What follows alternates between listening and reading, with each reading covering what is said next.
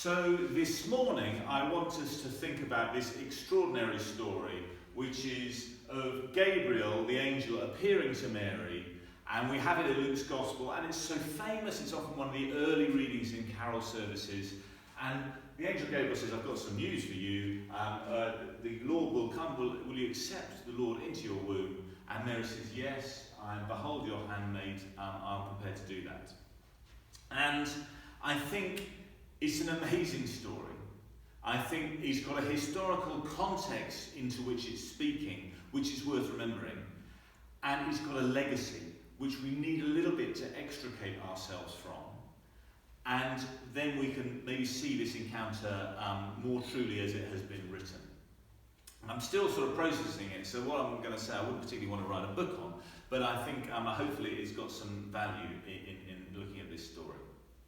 And the first point is to say that, as with all the nativity stories, the fundamental truth which we're trying to express is that Jesus is in some way God.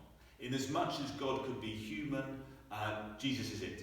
And that is the experience which the disciples had, which St. Paul had, and which he would describe to Luke. So Luke, who's writing this, is trying to describe the birth of someone who is both God but somehow human entwined. And remember, Luke is writing for a Greek audience. He's writing originally for a guy called Theophilus. Well, that's another story. But anyway, he's writing for a Greek audience. And I think the Greeks would have heard the story of Jesus and said, oh yeah, we know how these people come about. We've got demigods in our culture. And at this point, I'll refer to the kind of gods of Olympus, who maybe you learnt about at school. But there are quite a few stories which have a very similar pattern. Which is there's one of the male gods up in Olympus is feeling too randy and he espies a beautiful maiden down below, and he takes this maiden and he ravishes her and he leaves her pregnant. Now of course these are wildly problematic. These gods would not survive the Me Too movement because one person's charming sexual encounter it's rape, isn't it? So you've got these kind of carnal encounters by randy Greek male gods who leave these human women pregnant, and then they give birth, and the people they give birth to have kind of got characteristics which are divine and characteristics which are human, so they're sort of superhumans. And this is how people like Hercules were kind of created, because he's got a male godfather and a human mother, and so he's sort of like a demigod. And I imagine, when Paul was beetling around Corinth and Athens and all these places, trying to describe who Jesus was, the Greeks would have got back to him and said, oh yeah.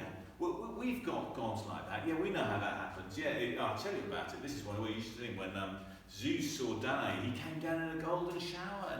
And then when there was Dionysus and he spotted Ariadne on the island and he ravished her. And then there's Apollo and Daphne, and on and on. There'd be always these sexualized encounters. And I think Luke is trying to say, look, yes, we believe God is in this baby, but it's not sexual. Yes, I want to keep the idea of the entwining of the human and the divine, but our God is not about carnal encounter. This is not about randy people. And so we have this story being told, but it's told in a way that is studiously unsexual. So if you like, Gabriel behind me, it's not even the God, is it? It's an angel. There's no physical encounter. The angel imparts news to Mary. Mary accepts it. There's nothing sort of sexual going on. It's in emphasising the non-sexual thing, arguably it overemphasises the obedience. It's all about, right, yes, I will accept that. Yeah, here I am, according to your word. I am your servant. I'm your slave, actually. It's the Greek translation is douler, which means female slave. And that's always been a step too far from our translators, so we say handmaiden.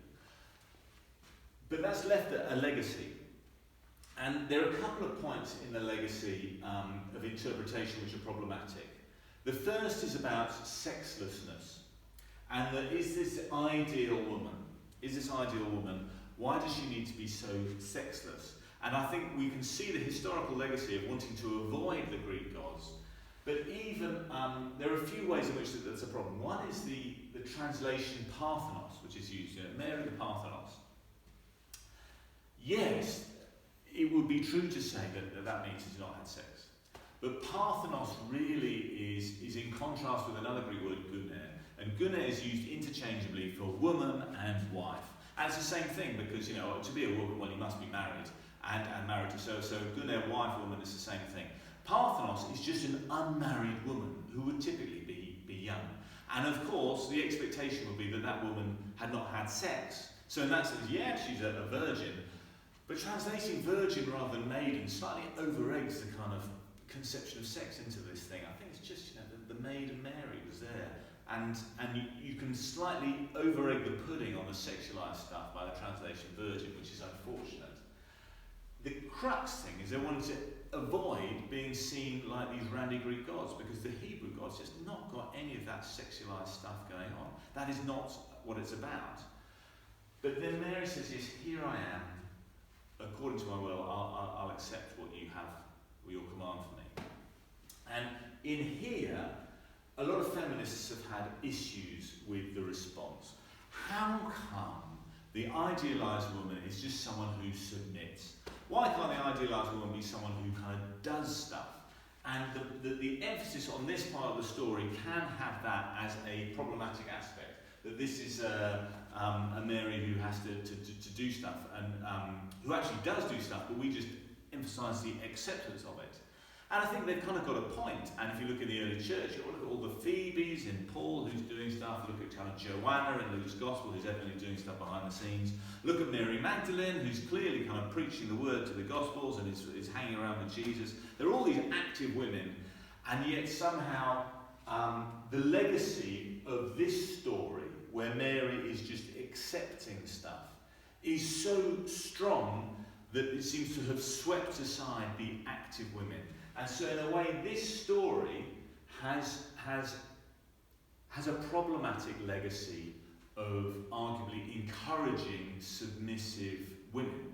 And I don't think that's particularly what it's about. It's about a woman who's trying to do what God has asked of her, and possibly in trying to evade all the sexual baggage and just cut that out and maybe make it a bit more legal, a kind of acceptance of a contract or something, the acceptance has become entwined with a kind of sexless existence, which I don't think is justified. I think it's giving the wrong weights to the story.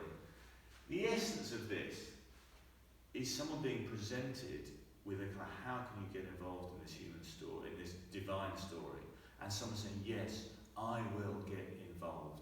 And of course the Mary of the Magnificat is a much more kind of active model, but that's just a little bit later. Here we've got her accepting what's going on. And I think that can be inspiring, and we should be inspired by the acceptance of the kind of calling God has placed upon her and the task God's placed upon her. That can be a model for us all, male, female, whoever, because God asks us to do stuff.